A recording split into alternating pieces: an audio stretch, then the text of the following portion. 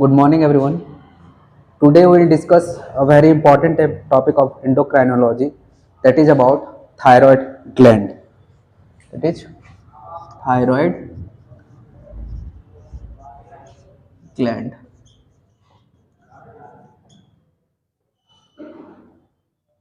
और thyroid gland कौन कौन से हॉर्मोन्स रिलीज करते हैं? That is about thyroid hormones. तो thyroid is an anabolic hormone और catabolic hormone in normal condition. Normal conditions में थायराइड एनाबॉलिक हार्मोन्स होता है या फिर catabolic hormones? Yes, it's an anabolic hormone. तो नॉर्मल कंडीशंस पे ये एनाबॉलिक हार्मोन होता है. और अगर इसका एडवर्स कंडीशन हो, दैट इज हाइपोसेक्रीशन हो या फिर हाइपर सेक्रीशन हो, तो ये फिर कैटाबॉलिज्म की ओर बढ़ता है. तो thyroid gland mainly concerned with mental development, that is about mental development,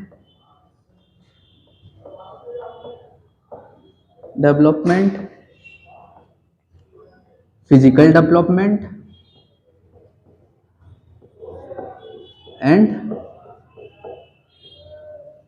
about basic metabolic rate. ये क्या करता है ना, बेसिक मेटाबॉलिक रेट को इंक्रीज कराता है. तो thyroid gland is mainly it's an anabolic hormone और ये मेनली कंसर्न करता है that is about mental development, physical development और बेसिक मेटाबॉलिक रेट को लेकर. अब हम लोग बात करेंगे थायराइड ग्लैंड का structure. That is what is the structure of thyroid gland. तो थायराइड ग्लैंड एक बटरफ्लाई शेप्ड का होता है और इसमें दो लोब होता है, that is lobe 1 and lobe 2. और ये क्या होते हैं? दैट इज बटरफ्लाई शेप के ऑर्गन है. और इसका वेट जो होता है वो अबाउट 20 to 40 ग्राम्स होता है. और ये प्रेजेंट कहाँ होता है? Just below the larynx and front of trachea. तो थायराइड ग्लैंड कहाँ प्रेजेंट होता है? That's just below the larynx and front of trachea.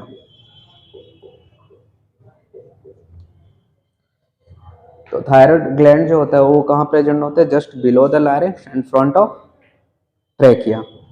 अब हम लोग बात करेंगे थायराइड ग्लैंड के डिटेल स्ट्रक्चर को लेकर के. तो थायराइड ग्लैंड में जैसे कि एवरी टिश्यूज के पास स्ट्रोमा होते हैं, तो थायराइड ग्लैंड में भी स्ट्रोमास होते हैं, which consist of follicles. That is ऐसे बहुत सारे फॉलिकल्स प्रेजेंट होते हैं. They are many in numbers. ऐसे कर करके फॉलिकल्स प्रेजेंट होते हैं. यही फॉलिकल्स क्या होता है ना, ये थायराइड ग्लैंड के थायराइड जो ग्लैंड है उसका फंक्शनल यूनिट होता है, दैट इज फॉलिकल्स. और ये क्या होते हैं? Functional unit of thyroid gland. Functional unit कहने का मतलब ये है कि जितने भी थायराइड हार्मोन्स है T3, T4, वो सब का सेक्रीशन और सिंथेसिस यही फॉलिकल से होते हैं.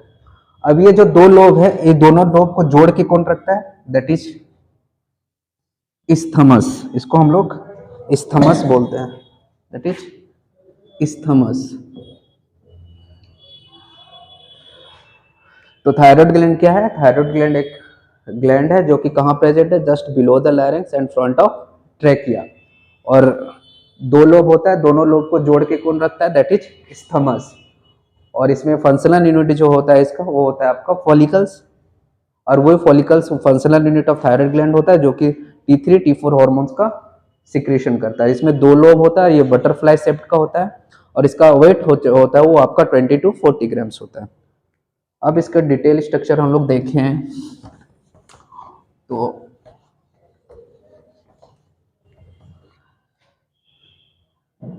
ये आपका थायराइड ग्लैंड है.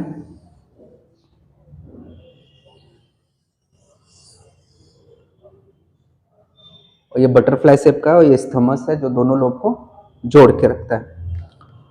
तो इसमें भी जैसे कि सारे टिश्यूज में ब्लड सर्कुलेटरी सिस्टम वहां तक रीच आउट होता है, जैसे कि सारे टिश्यूज में क्या होता है, ब्लड सबको मिलता है, तो थायराइड ग्लैंड को भी ब्लड सर्कुलेशन मिलेगा। तो बहुत सारे ऐसे कैपिलरीज, ब्लड कैपिलरीज ये थायराइड ग्लैंड के अराउंड होंगे। दैट इज थायराइड ग्लैंड के अराउंड बहुत सारे कैपिलरीज होंगे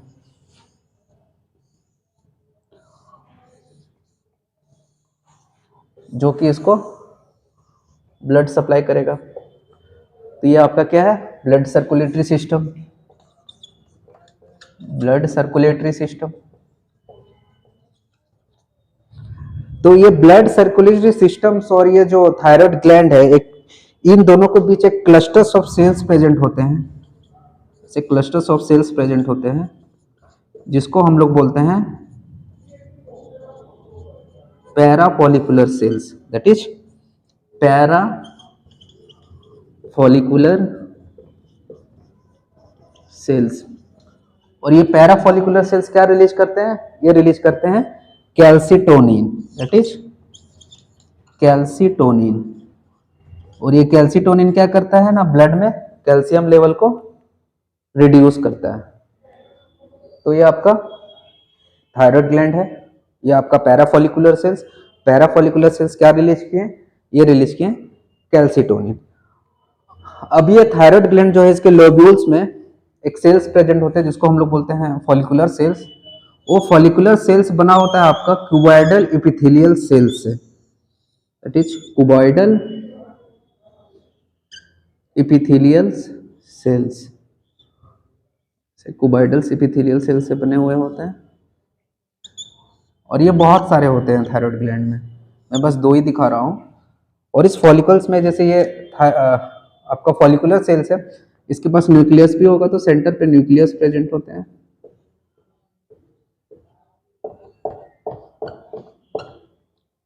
अब यही फॉलिकुलर सेल से ये क्या रिलीज करते हैं, ये रिलीज करते हैं आपका T3 हार्मोन, दैट इज ट्राइआइडोथायरोनिन, ट्राइआइडोथायरोनिन। और क्या रिलीज करेंगे, that is thyroxine, that is T4 और थायरोक्सिन। तो ये है आपका थायराइड ग्लैंड। थायराइड ग्लैंड क्या है, दो लोब होते हैं इनके, और दो लोब्स में, और इसका जो जैसे कि सारे टिश्यूज में सर्कुलेटरी सिस्टम उसको प्रोवाइड किया जाता है, तो ऐसे थायराइड ग्लैंड के पास भी सर्कुलेटरी सिस्टम्स होगा, ब्लड सर्कुलेशन सिस्टम। तो between the blood circulation system and the lobe एक क्लस्टर्स ऑफ सेल्स होगा वहां पे प्रेजेंट, जिसको हम लोग बोलते हैं पैराफॉलिकुलर सेल्स। और वो पैराफॉलिकुलर सेल्स क्या करेंगे ना, कैल्सिटोनिन रिलीज करेंगे, जो कि आपका कैल्शियम मेटाबॉलिज्म में रोल प्ले करता है। फिर ये लोब में क्या होते हैं ना, फॉलिकल्स प्रेजेंट होते हैं जो कि functional unit of thyroid gland होते हैं। वो फॉलिकल्स में क्या होते हैं, वो फॉलिकल्स बना हुआ होता है आपका क्यूबाइडल एपिथेलियल सेल से। और वो एपिथेलियल सेल्स फिर आपका T3 क्यूबाइडल जो सेल्स है, वो आपका T3 और T4 हार्मोन, दैट इज ट्राइआइडोथायरोनिन और टेट्राआइडोथायरोनिन और we can say thyroxine hormones का प्रोडक्शन करते हैं। अब हम लोग डिटेल में पढ़ेंगे कि थायराइड हार्मोन जो है, दैट इज T3 T4, उसका सेक्रीशन और सिंथेसिस और सेक्रीशन कैसे होता है, तो डिटेल में हम लोग पढ़ेंगे। That is biosynthesis of thyroid hormone.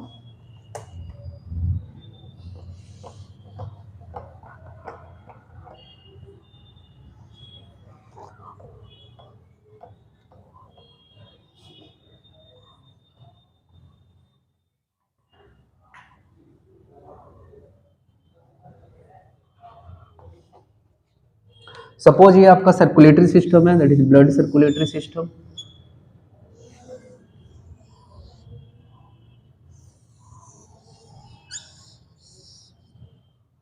और ये फॉलिकुलर सेल्स है, these all are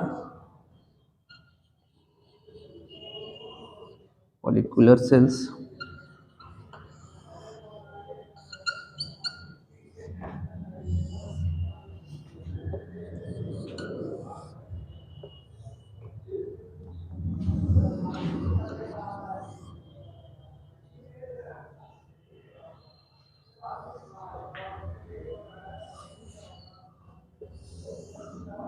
ये आपका है क्यूबाइडल एपिथेलियल सेल्स और फॉलिकुलर सेल्स।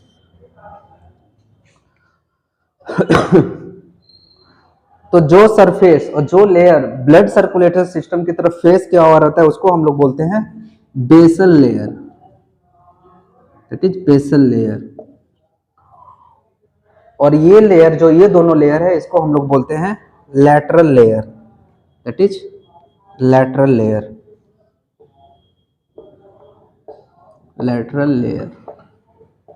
तो लैटरल लेयर कितने हो जाएंगे 2, और बेसल लेयर एक सेल्स में। और जो सरफेस ल्यूमेन्स की ओर, ये क्या एक ल्यूमेन है, दैट इज ल्यूमेन।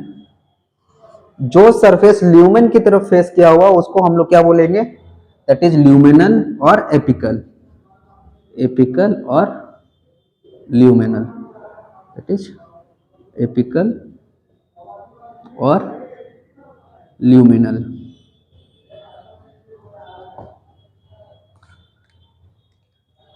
सपोज ये गैस्ट्रोइंटेस्टाइनल ट्रैक्ट है, दैट इज गैस्ट्रोइंटेस्टाइनल ट्रैक्ट है, जीआईटी। तो हम लोग फूड इंटेक न्यूट्रिएंट्स वगैरह इंटेक किए तो वो क्या गया, माउथ के थ्रू वो स्मॉल इंटेस्टाइन में गया। तो थायराइड हार्मोन्स का बनने के लिए मेनली आयोडीन का जरूरत पड़ता है, तो आयोडाइड आयन फूड के थ्रू इंटेक हुआ और फ्रॉम स्मॉल इंटेस्टाइन ये आयोडाइड आयन कहाँ इंटर कर गया, आपका ब्लड सर्कुलेटरी सिस्टम में। तो आयोडाइड जैसे कि फूड में सारे, जैसे कि एक आयोडाइड आयन है वैसे तो सोडियम आयन भी हो सकता है, क्लोराइड आयन भी हो सकता है, पोटेशियम आयन भी हो सकता है। तो बहुत सारे आयोडाइड आयन होगा, क्लोराइड आयन होगा, सोडियम आयोडाइड आयन होगा, पोटेशियम होगा। अब ये आयोडाइड आयन क्या होता है ना कि जो सपोज कि 100% आयोडाइड आयन है उसमें से क्या होता है ना ओनली 20% जो आयोडाइड आयन होता है वो आपका फॉलिकुलर सेल्स के द्वारा इनटेक किया जाता है, only 20%। And the rest of the 80% क्या होता है जो आयोडाइड आयन होता है वो आपका यूरिन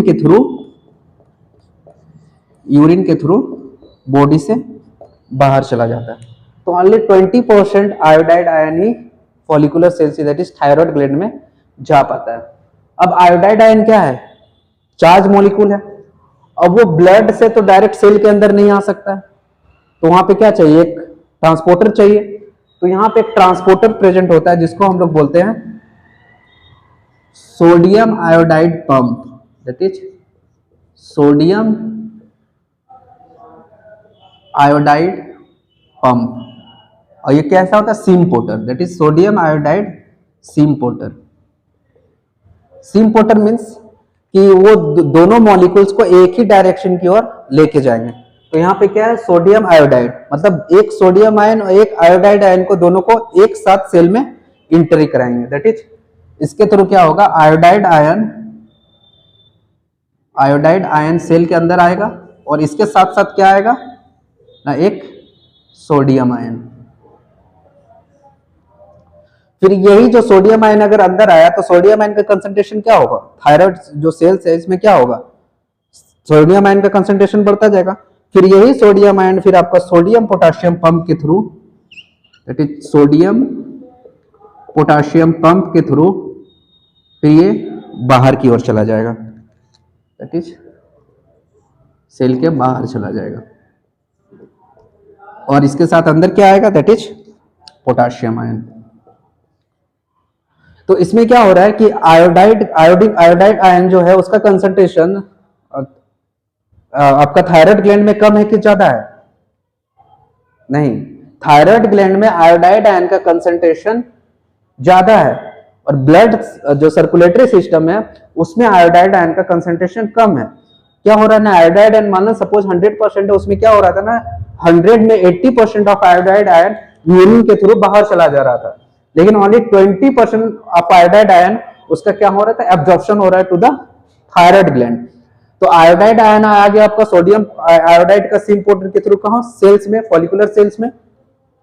अब वो आयोडाइड आयन क्या हुआ, थायराइड ग्लैंड में आयोडाइड आयन का कंसंट्रेशन ज्यादा है in comparison to circulatory system. तो आयोडाइड आयन का मूवमेंट क्या हो रहा है, that is from lower concentration to higher concentration. तो कोई भी चीज का लोअर टू हायर कंसंट्रेशन जब मूव करता है तो उसके लिए हम लोग को पंप या फिर कुछ चाहिए जिसके कारण वो ट्रांसपोर्ट हो सके। तो आयोडाइड आयन क्या हो रहा है, ये फैसिलिटेट हो रहा है, facilitate by what, by symporter. नहीं समझ में आया? आयोडाइड आयन है, इसका ब्लड में कंसेंट्रेशन क्या है, कम है इन कंपैरिजन टू थायराइड। तो थायराइड ग्लैंड में आयोडाइड आयन कंसेंट्रेशन ज्यादा है, तो आयोडाइड आयन का मूवमेंट क्या हो रहा है, from low concentration to high concentration to low concentration to high concentration, that is movement of iodide ion against the concentration gradient, that is movement of iodide ion, movement of iodide ion against the concentration gradient। against क्यों बोले, against means कि low to high की ओर move कर रहा है, that is against the concentration gradient। Second point ये है कि नॉर्मली सेल का रेस्टिंग मेम्ब्रेन कंडीशन में, रेस्टिंग मेम्ब्रेन कंडीशन में क्या होता है, सेल के अंदर इनसाइड द सेल नेगेटिविटी ज्यादा होता है। तो सेल के अंदर जब नेगेटिविटी ज्यादा होगा, और ये जो आयोडाइड आयन है ये भी चार्ज है, नेगेटिवली चार्ज, तो नेगेटिवली चार्ज का भी मूवमेंट क्या हो रहा है, against the potential gradient, that is movement of iodide against the potential gradient, that is movement of iodide ion against the potential gradient. Potential gradient means क्या कि iodide ion एक charge molecule है, और cell resting membrane condition में cell के अंदर क्या होता है ना, inside the cell iodide ion that is negatively charge ज्यादा होते हैं, तो आयोडाइड आयन भी एक नेगेटिवली है। तो movement of iodide from the movement of iodide ion against the potential gradient, मतलब नेगेटिव वो भी है लेकिन सेल के अंदर भी नेगेटिव है, तो अगेंस्ट की ओर ही मूव कर रहा है। इससे दो पॉइंट ये हुआ कि एक तो आयोडाइड आयन मूव कर रहा है अगेंस्ट द कंसंट्रेशन ग्रेडियंट, और दूसरा हम लोग ये पॉइंट आउट कर सकते हैं कि that is movement of iodide ion against the electrochemical gradient और पोटेंशियल ग्रेडियंट। अब ये आयोडाइड आयन आ गया आपका फॉलिकुलर सेल्स में। अब ये आयोडाइड आयन का ट्रांसपोर्टेशन होगा ल्यूमेन में। अब ये आयोडाइड आयन ल्यूमेन में कैसे जाएगा, ये चार्ज मॉलिक्यूल है, फिर यहां पे कोई ना कोई एक पंप चाहिए, तो यहां पे एक पंप है जिसको हम लोग बोलते हैं पेंड्रीन, दैट इज पेंड्रीन। पेंड्रीन, ये पेंड्रीन क्या करता है ना, एक आयोडाइड आयन को अंदर लेके गया और इसी के ही में एक क्लोराइड आयन को सेल के बाहर ले गया। तो पेंड्रीन क्या किया ना, ये आयोडाइड आयन को सेल के अंदर ल्यूमेन में लेके आ गया, और उसी का अगेंस्ट एक क्लोराइड आयन को ल्यूमेन से सेल की फॉलिकुलर सेल्स में लेके चला गया। अब आयोडाइड आयन आ गया आपका सेल के अंदर, दैट इज ल्यूमेन में।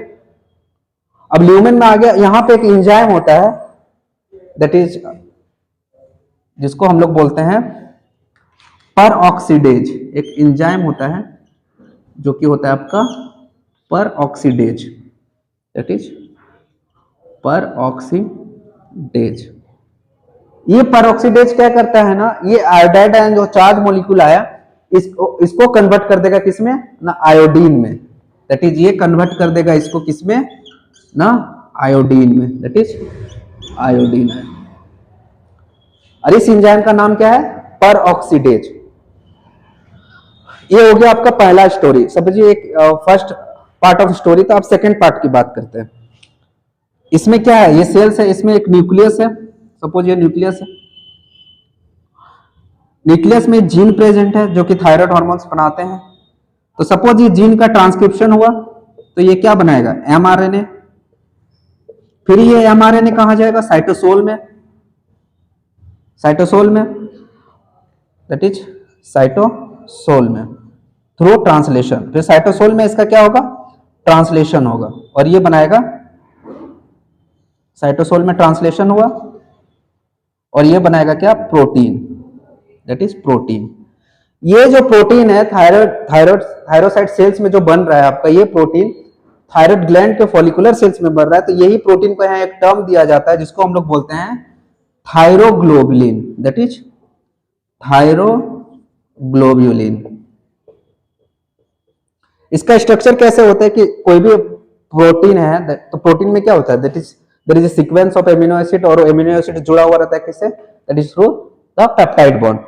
तो ये सपोज आपका थायरोग्लोबुलिन है, मतलब पेप्टाइड है, दैट इज प्रोटीन है। ये ये जो प्रोटीन है इसमें एक सीक्वेंस होता है कि सपोज ये कोई एक अमीनो एसिड है दैट इज आर्जिनिन, लाइसिन, कोई भी रैंडम है इस तरह करके अमीनो एसिड है, मेलाइन, लेकिन बीच बीच में क्या है ना कि टायरोसिन अमीनो एसिड प्रेजेंट होता है, that is in tyrosine amino acid residue ऐसे करके प्रेजेंट रहता है, दैट इज एक, फिर एक यहाँ, दो यहाँ, तीन यहाँ, फिर एक यहाँ, एक यहाँ, ऐसे कर कर करके tyrosine amino acid residue present रहता है, और इन बिटवीन देम फिर नॉर्मली जो अमीनो एसिड्स है वो प्रेजेंट रहेंगे।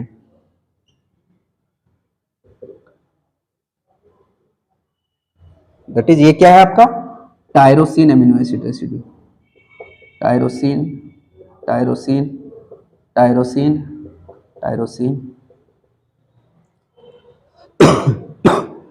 तो ये सेल्स है पैरा फॉलिकल्स, फॉलिकल्स के सेल्स है, फॉलिकल्स के सेल्स में न्यूक्लियस प्रेजेंट है।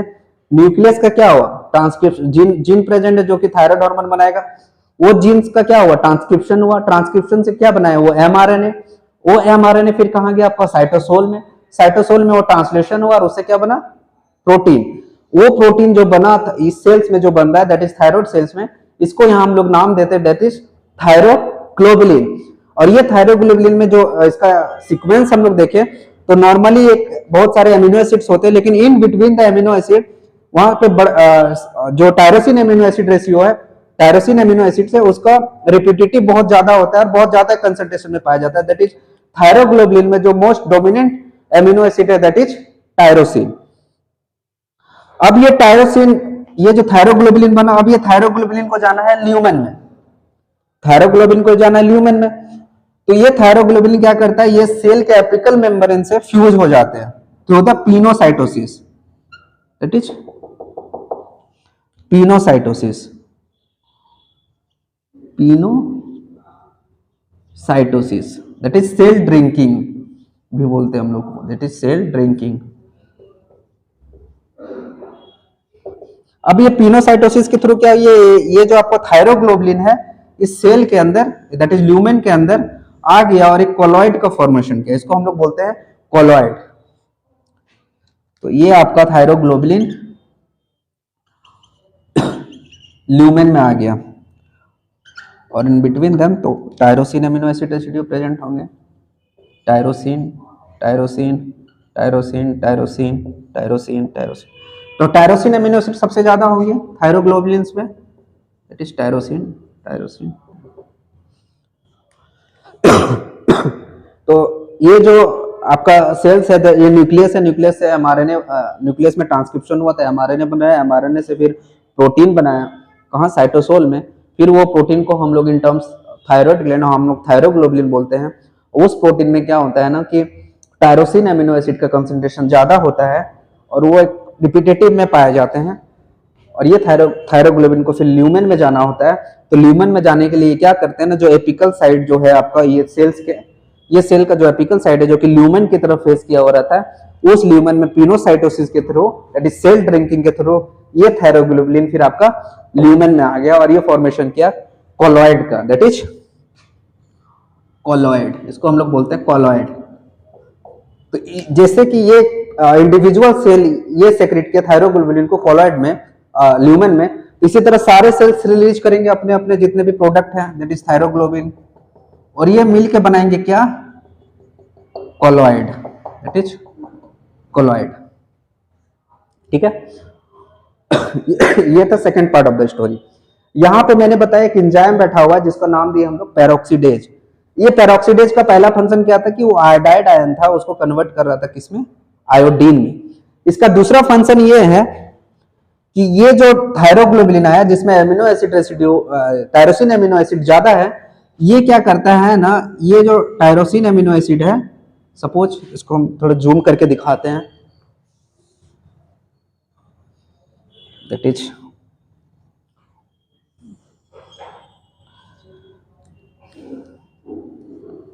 सपोज ये आपका टायरोसिन है,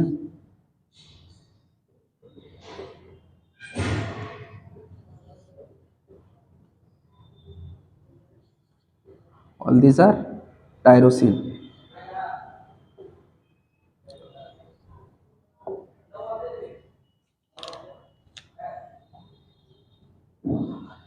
तो ये जो पेरोक्सीडेज एंजाइम है ये क्या किया, पहला तो आयोडाइड जो आया था उसको कन्वर्ट किया किसमें, आयोडीन में।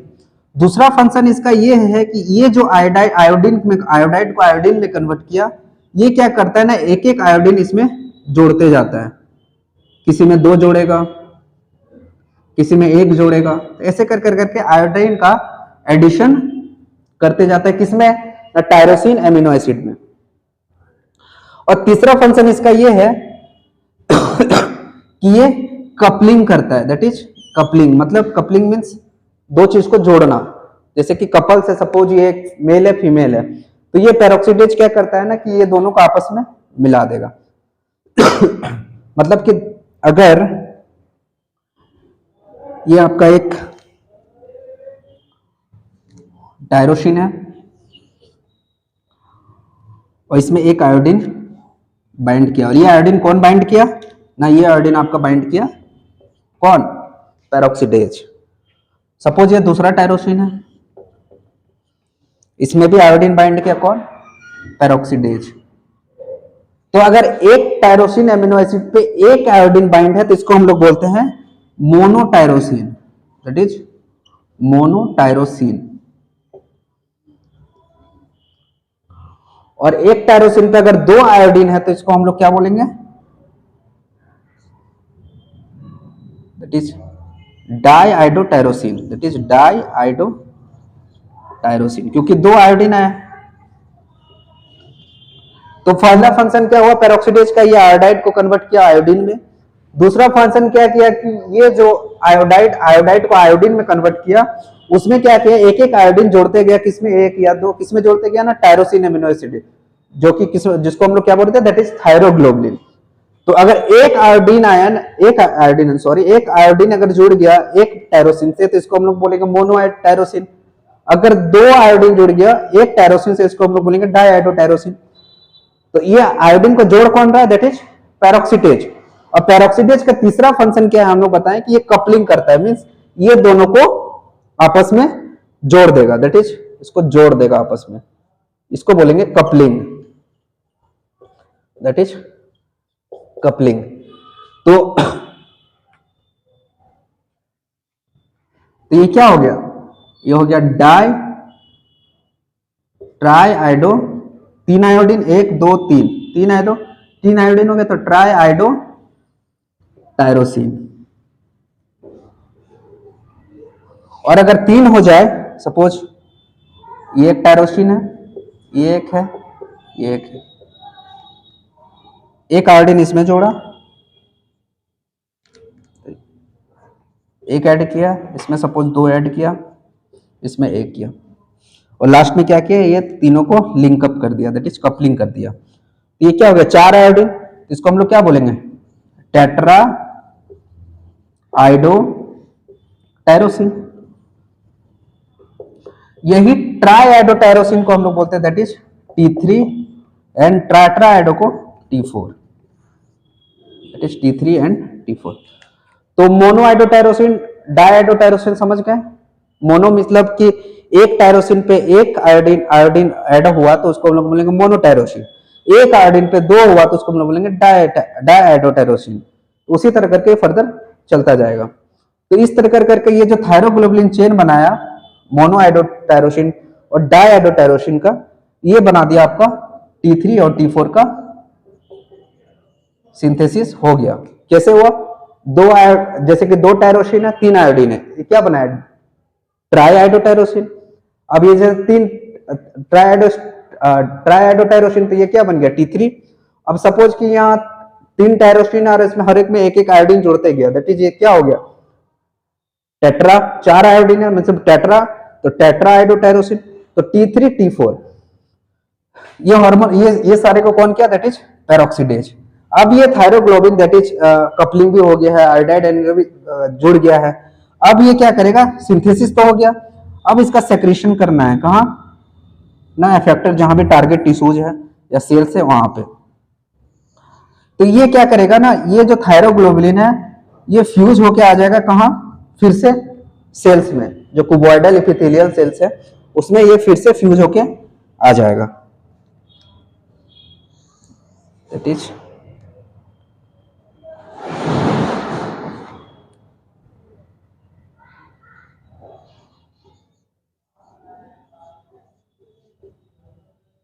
ये आपका थायरोग्लोबुलिन है,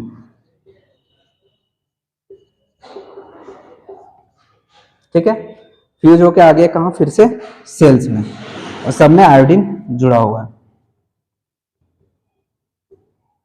अब ये थायरोग्लोबुलिन क्या करेगा कि जैसे कि सेल्स है, कोबॉइडल सेल्स, यहाँ पे आपका क्या प्रेजेंट होगा, दैट इज प्रेजेंट होगा आपका कि लाइसोसोम्स, या लाइसोसोम्स प्रेजेंट होंगे, दैट इज लाइसोसोम्स। ये थायरोग्लोबुलिन जो कि वेसिकल्स के फॉर्म में है, इसके अंदर थायरोग्लोबुलिन है, और ये थायरोग्लोबुलिन क्या करेगा, ये फ्यूज हो जाएगा किसके साथ ना, लाइसोसोम के साथ। ये लाइसोसोम के साथ फ्यूज हो जाएगा, ठीक है। अब ये लाइसोसोम के साथ फ्यूज हो गया। अब ये लाइसोसोम क्या करेगा, इसको through the process of exocytosis, exocytosis के थ्रू क्या करेगा ना, ये इसको सेल के बाहर ब्लड में ले जाके छोड़ देगा, दैट इज ये कहां चला जाएगा, यहां से आपका सर्कुलेटरी सिस्टम में। लाइसोसोम इसको लेके चला गया कहां, सर्कुलेटरी सिस्टम। यहाँ पे लाइसोसोम अलग हो जाएगा और टायरोसिन जो थायरोग्लोबुलिन है वो अलग हो जाएगा, ठीक है। तो यहाँ पे क्या होता है ना कि अब टायरोसिन क्या है, ये जो थायरोग्लोबुलिन है मोनोआइडोटायरोसिन भी कंसिस्ट करता है, डाइआइडोटायरोसिन भी कंसिस्ट करता है, टेट्रा भी करता है और ट्राई भी करता है। तो जो मोनोआइडोटायरोसिन है और डाइआइडोटायरोसिन है उसका तो काम नहीं है, तो जो मोनोआइडोटायरोसिन और डाइआइडोटायरोसिन है उसका क्या होता है ना, डी आयोनाइजेशन। मतलब ये जो पॉजिटिव आई नेगेटिव से ये कन्वर्ट हुआ था आई में, ये आई का फिर ये जो आयोडीन है इसका डी आयोनाइजेशन होगा, तो मोनोटायरोसिन भी होगा उस वेसिकल्स में, तो मोनोआइडोटायरोसिन का डी आयोनाइजेशन होगा, और ये डी आयोनाइजेशन होके कहां चला जाएगा, फिर से ये पाथवे को यहां पे आ जाएगा, और ये फिर से इस कंटिन्यू को फॉलो अप करते रहेगा। और जो बचा आपका ट्राइआइडोटायरोसिन और टेट्राआइडोटायरोसिन, वो फिर आपका ब्लड में सर्कुलेट करेगा।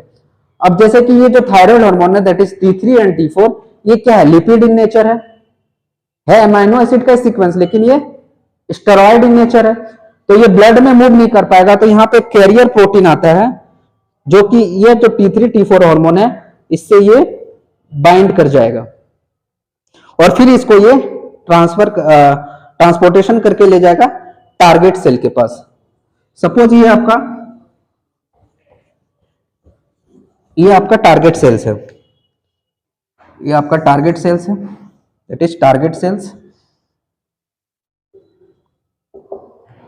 ये प्रोटीन जो कैरियर प्रोटीन है इसको लेके आ गया कहां, टारगेट सेल्स में। यहाँ पे क्या होता है ना, T3 जो हार्मोन होता है वो फंक्शनल होता है, वो क्योंकि वो एक्टिव होता है, ज्यादा एक्टिव होता है इन कंपैरिजन टू T4। तो मोस्ट ऑफ द T4 क्या हो जाता है, कन्वर्ट T3 में। फिर ये T3 कहां एंटर करते हैं, टारगेट सेल्स में। टारगेट सेल्स में कहां इसके रिसेप्टर, दैट इज न्यूक्लियस पे। फिर न्यूक्लियस पे जाके ये ट्रांसक्रिप्शन करेंगे, ट्रांसलेशन करेंगे और प्रोटीन का सिंथेसिस करेंगे, और वही प्रोटीन फिर आपका बायोलॉजिकल और फिजियोलॉजिकल फंक्शन को कैरी आउट करेंगे। तो this is all about thyroid hormone. तो एक बार समराइज कर ले। सबसे पहले क्या हुआ, हम लोग फूड के थ्रू या फिर न्यूट्रिएंट्स के थ्रू हम लोग इंटेक किए आयोडाइड आयन गैस्ट्रोइंटेस्टाइनल ट्रैक्ट के थ्रू, उसका जीआईटी के थ्रू आयोडाइड आयन का क्या हुआ, आयोडाइड का एब्जॉर्प्शन हुआ स्मॉल इंटेस्टाइन से, और एब्जॉर्प्शन होके कहां चला गया, वो ब्लड सर्कुलेटरी सिस्टम में। ब्लड सर्कुलेटरी सिस्टम में जैसे गया तो अमोंग 100% अगर आयोडाइड आयन है दैट इज आयोडाइड है, उसमें 80% क्या होता है ना, आयोडीन के यूरिन के थ्रू बाहर चला जाता है, और जो 20% होता है वो एब्जॉर्ब कर लिया जाता है, वो कहां जाता है, दैट इज थायराइड ग्लैंड में। थायराइड ग्लैंड में क्या है, आयोडीन का कंसेंट्रेशन ज्यादा है और ब्लड में आयोडीन का कंसेंट्रेशन कम है, तो इसको मूवमेंट का और आयोडीन का from low concentration to high concentration, मतलब आयोडीन का आयन का दैट इज आयोडाइड का मूवमेंट हो रहा है from low concentration to high concentration, that is against the concentration gradient. और दूसरा पॉइंट ये भी हो सकता है कि जैसे कि सेल के अंदर रेस्टिंग मेम्ब्रेन कंडीशन में सेल के अंदर नेगेटिविटी ज्यादा होता है, that is inside the cell there is negativity is more. तो जब सेल के अंदर नेगेटिविटी ज्यादा है और आयोडाइड आयन खुद एक नेगेटिव आयन है, तो the movement of ion from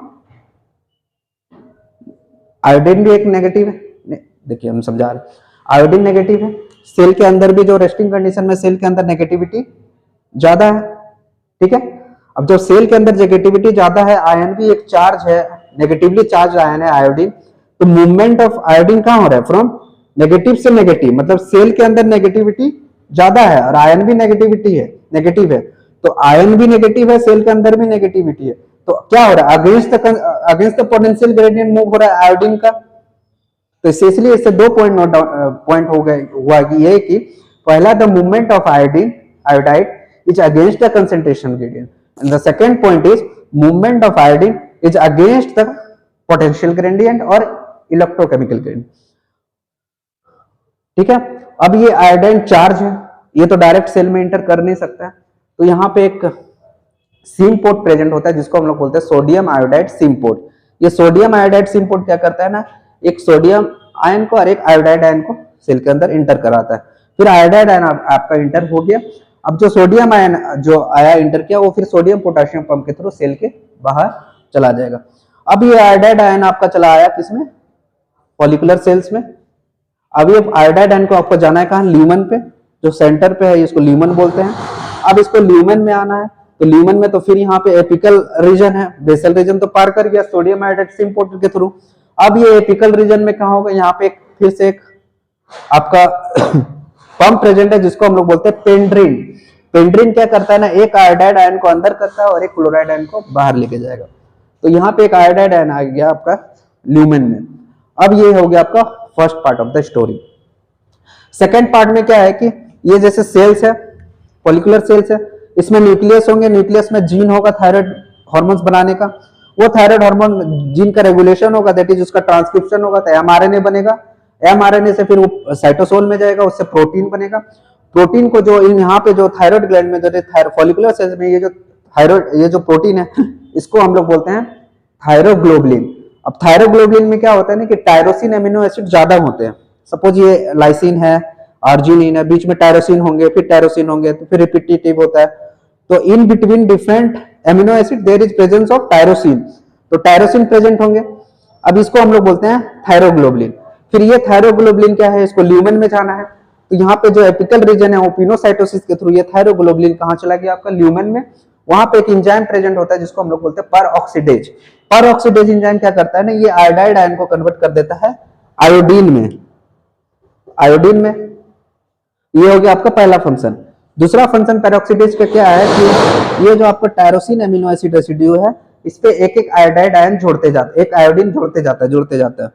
और तीसरा फंक्शन क्या है कि वो कपलिंग कराता है, दो टायरोसिन को आपस में जोड़ता है। तो एक टायरोसिन पे अगर एक आयोडीन अगर जुड़ा हो तो उसको हम लोग बोलते हैं मोनोटायरोसिन, दो जुड़ा हो तो डाइटायरोसिन, डाइआयोडोटायरोसिन, तीन जुड़ा हो तो ट्राइआयोडोटायरोसिन, चार जुड़ा हो तो टेट्राआयोडोटायरोसिन। इस तरह कर करके ये कपलिंग करने के बाद ये क्या करता है ना, ये जो थायरोग्लोबुलिन जो है वो आपका यहाँ ये जो थायरोग्लोबुलिन है ये सारे सेल्स इस तरह करके रिलीज करेंगे। इसको हम लोग यहाँ टर्म देते हैं जिसको हम लोग बोलते हैं कॉलॉइड। अब ये थायरोग्लोबुलिन क्या होगा, फिर से टिश्यूज में जाएंगे, पहले उसका वेसिकल्स का फॉर्म में, वो कहाँ जाएंगे, टिश्यूज में। टिश्यूज में जाने के बाद वहां पे लाइसोसोम्स प्रेजेंट है, वो लाइसोसोम क्या करता है ना फ्यूज कर जाता है थायरोग्लोबुलिन के साथ, और जो ट्राइआयोडोटायरोसिन और टेट्राआयोडोटायरोसिन है वो रहेगा एज इट इज, लेकिन जो मोनोआयोडोटायरोसिन डाइआयोडोटायरोसिन है उसका डीआयोनाइजेशन होगा। डीआयोनाइजेशन मींस कि जो आयोडीन फिर से कन्वर्ट हो जाएगा आयोडाइड आयन में, फिर वो आयोडाइड आयन जो इनिशिएशन फेज था यहाँ पे आयोडाइड आयन का, वहां पे फिर से वो साइकिल को फॉलो अप करेगा। अब ये लाइसोसोम इसको लेके जाएगा ब्लड सर्कुलेशन सिस्टम में, और ये जो थायराइड हार्मोन्स होता है वो स्टेरॉइड इन नेचर होता है, तो ब्लड